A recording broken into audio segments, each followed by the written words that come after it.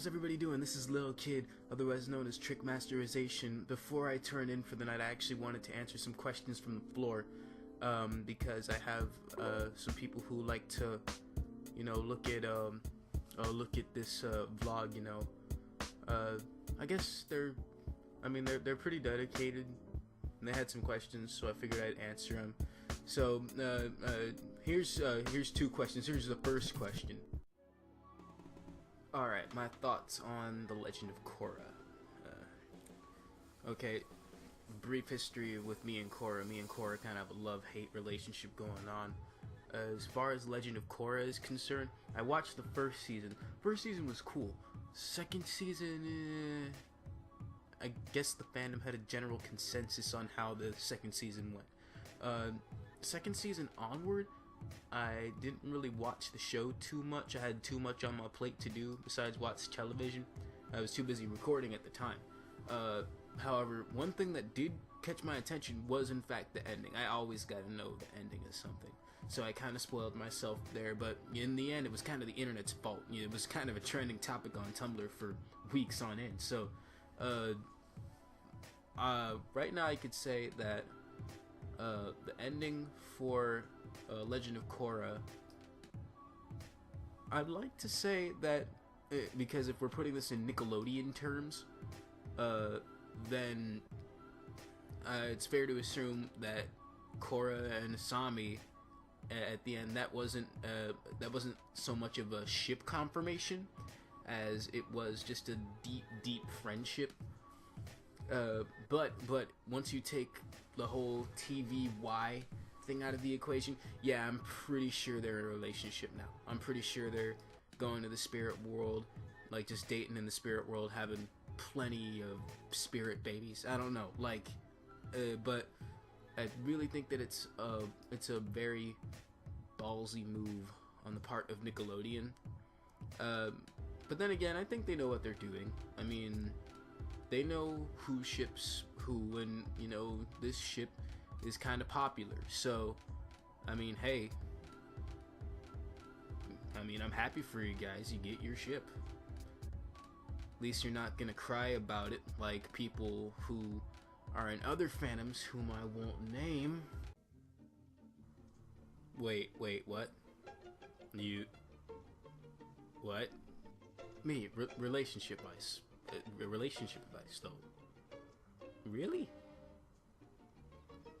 You know what? Okay.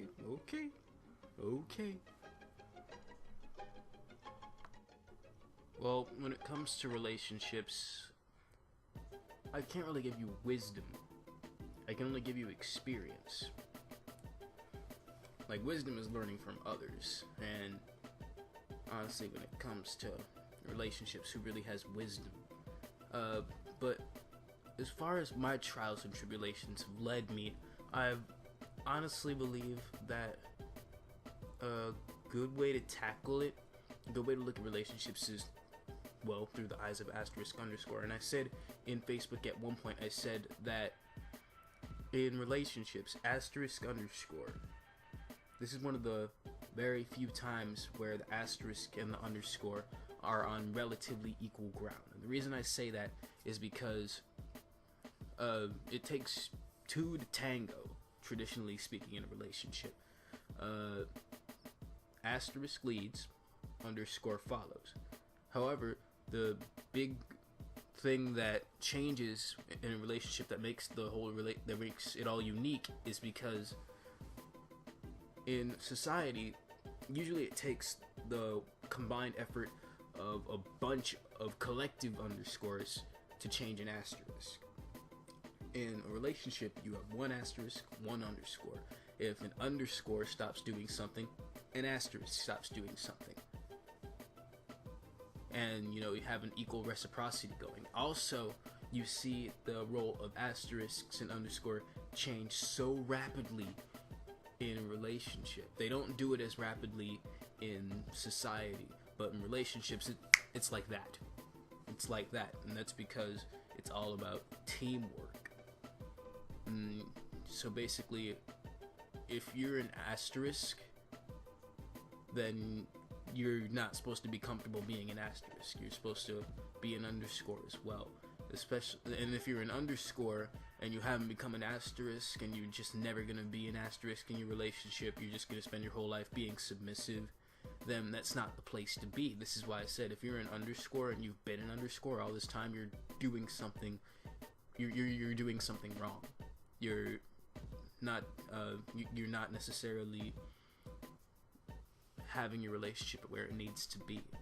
But for those who don't necessarily have a grasp on my whole asterisk underscore thing, that whole concept, I'm just going to give you a couple of, like, do's and don'ts that should at least help you along. I'm no Dr. Phil, but y'all ask me. Do. Try to be considerate. Try to be patient.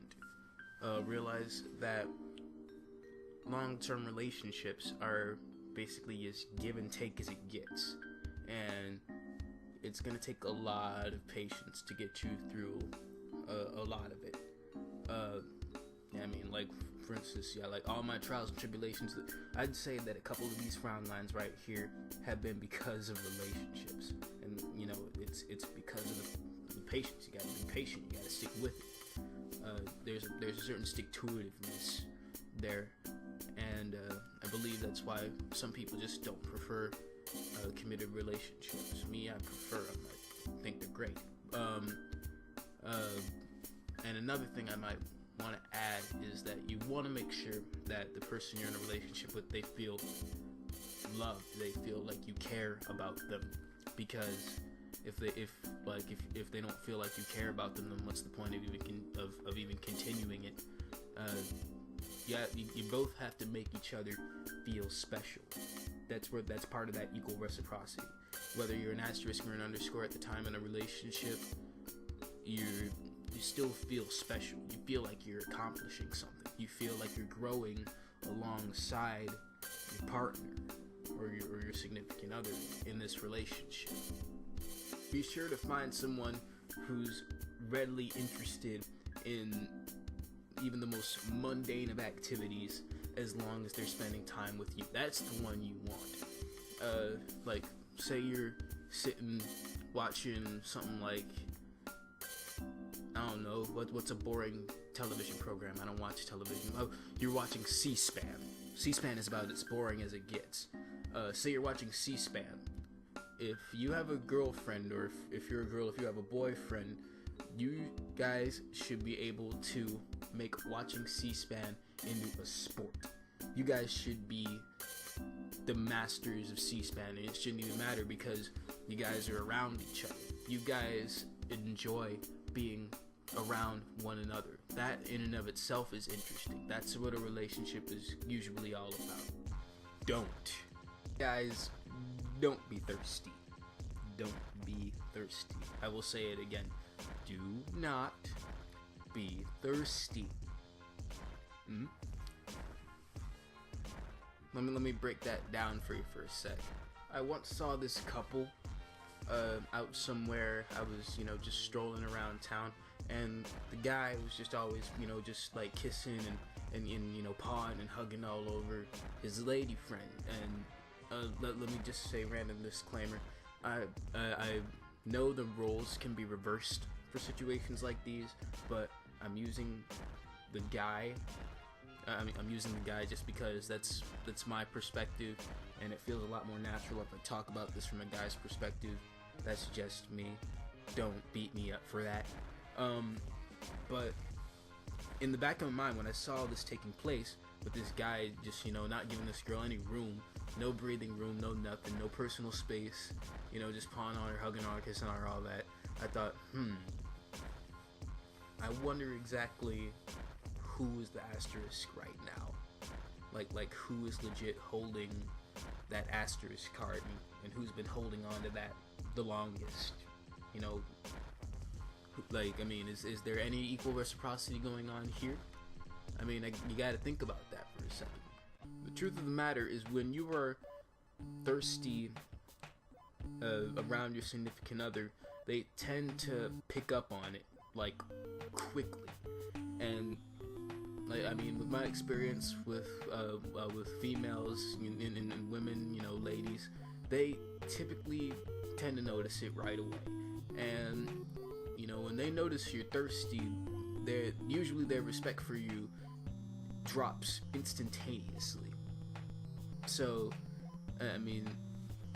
like once their respect drops for you, that's when things start going out of whack. That's when things start getting weird, because each woman is different.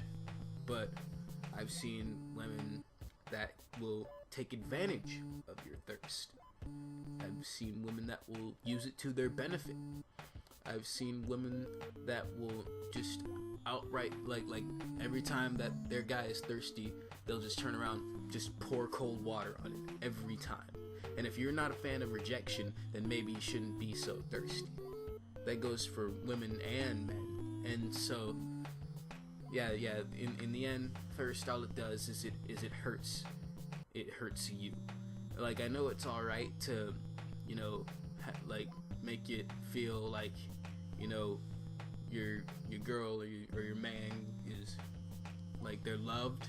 But at the same time, you gotta realize that, there's a time and a place for everything. Like, she feels like hugging on you and kissing on you and all that, let her do that. Same thing with the man.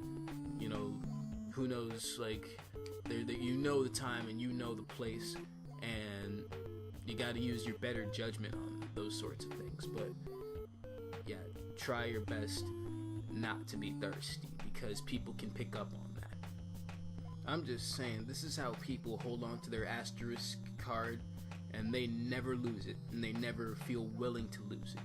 People who are in relationships like these, they usually stay underscores forever, and in the end, it turns out they're not happy, Think about it. You see this? This is dangerous ground. This anime is dangerous ground. I gotta tread it correctly. The reason I say that is because Neon Genesis Evangelion has a fandom that can get so pretentious at times, and if you say the wrong thing, you're gonna start a flame war. But the truth of the matter is that Neon Genesis Evangelion, it's not necessarily for the faint of heart. It can get very depressing at times. People who are into watching Neon Genesis Evangelion, I wouldn't say they're into the mechs. I honestly think that if you took the mechs out of the show, it would generally be the same show. But it is a careful build-up of psychoanalysis, emotional build-up, and then emotional catharsis. And at the end of it, you just end up totally, like, your mind is just blown to bits. Every time I watch it, my mind is blown to bits. I will say this, it has very, very deep characters, and even maybe some symbolism in it. I'm not going to go into that symbolism because that would take about, an hour, maybe two. But my final verdict on Neon Genesis Evangelion is that it's a very, very good anime, yes, but it's not for the faint of heart. You're essentially watching an anime about a tortured society. Some good chamomile. But that concludes my goofing around for the day. So as always asterisk, always underscore, sometimes hashtag, and never backslash. Good day.